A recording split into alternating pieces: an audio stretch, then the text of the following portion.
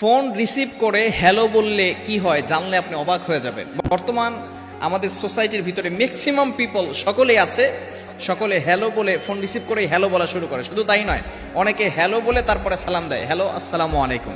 খবরদার, এই ভুলটি করা যাবে না। শুরুতে কিন্তু সালাম দিয়ে কথা বলতে হবে, কারণ নবীজি সাল্লাল্লাহু আলাইহি ওয়াসাল্লাম নিজে জানিয়ে দিয়েছেন আসসালামু ক্বাবলাল কালাম, কথা বলার পূর্বেই সালাম দিতে হবে।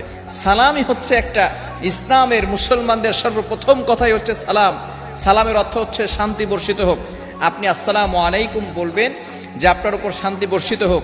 এরপরে সালাম একটু বৃদ্ধিও করা যায়, আসসালামু আলাইকুম ওয়া রাহমাতুল্লাহি ওয়া বারাকাতুহু। আপনি আসসালামু আলাইকুম এতটুকু বললেও হবে, আসসালামু আলাইকুম ওয়া রাহমাতুল্লাহ এতটুকু বললেও হবে, আসসালামু আলাইকুম ওয়া রাহমাতুল্লাহি ওয়া বারাকাতুহু এতটুকু বললেও হবে। অনেক সময় আমরা উত্তর দিতে একটু ভুল করে থাকি। আসসালামু আলাইকুম যদি কেউ বলে তাহলে তাকে একটু বাড়িয়ে বলতে হবে, ওয়ালাইকুম আসসালাম ওয়া রাহমাতুল্লাহ। এটা হচ্ছে সুন্নাহ পদ্ধতি।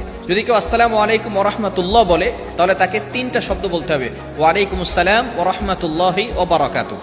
যদি কেউ তিনটা শব্দই বলে আসসালামু আলাইকুম ওয়া রাহমাতুল্লাহি ওয়া বারাকাতুহু, তাহলে আপনিও তাকে পাল্টা তিনটিই বলবেন, এর বেশি বলবেন। অনেকে আবার ওয়া জান্নাতুহু ওয়া মাগফিরাতুহু ওয়া কিরামাতুহু, এগুলো কিন্তু সুন্নাহ নয়, এগুলো রাসূল সাল্লাল্লাহু আলাইহি ওয়াসাল্লাম আমাদেরকে শিক্ষা দেন নাই, এগুলো সালামের সুন্নাহ পদ্ধতি নয়। এজন্য তিনটা পর্যন্ত বলা যাবে, এর বেশি নয়। এজন্য প্রত্যেকটা কথা বলার শুরুতেই আমাদেরকে কিন্তু সালাম দিতে হবে। এই সালাম কিন্তু সর্বপ্রথম আসমানের আমল।